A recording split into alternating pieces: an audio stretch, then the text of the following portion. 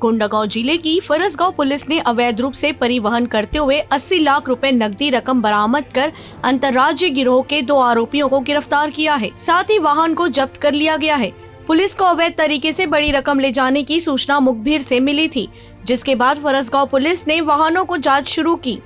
वाहनों की तलाशी के दौरान एक सफेद रंग की महिंद्रा TUV कार की तलाशी में रकम बरामद हुई। कोंडागांव SP दिव्यांग पटेल ने बताया कि गाड़ी में स्पेशल चेंबर बनाकर उसमें रकम छुपा कर रखा गया था।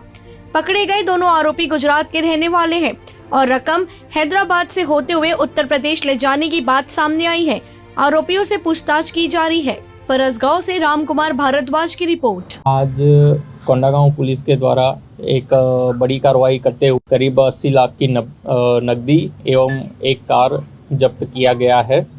आज फरसगांव थाना में MCP की कार्रवाई के दौरान एक गाड़ी की चेकिंग चल रही थी, जिसमें 2 लोग बैठे हुए थे।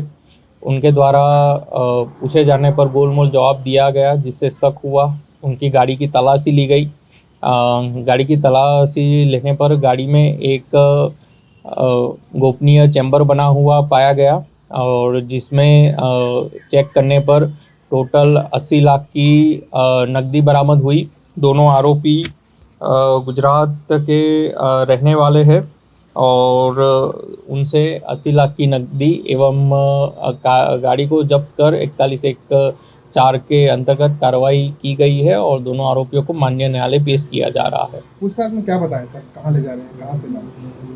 अभी पूछताछ में ये हैदराबाद से लेते हुए उत्तर प्रदेश के संबंध में मामला बाहर आया है और अभी विवेचना जारी है। एग्जैक्ट कहाँ से पिकअप किया था, कहाँ ले जा रहे थे।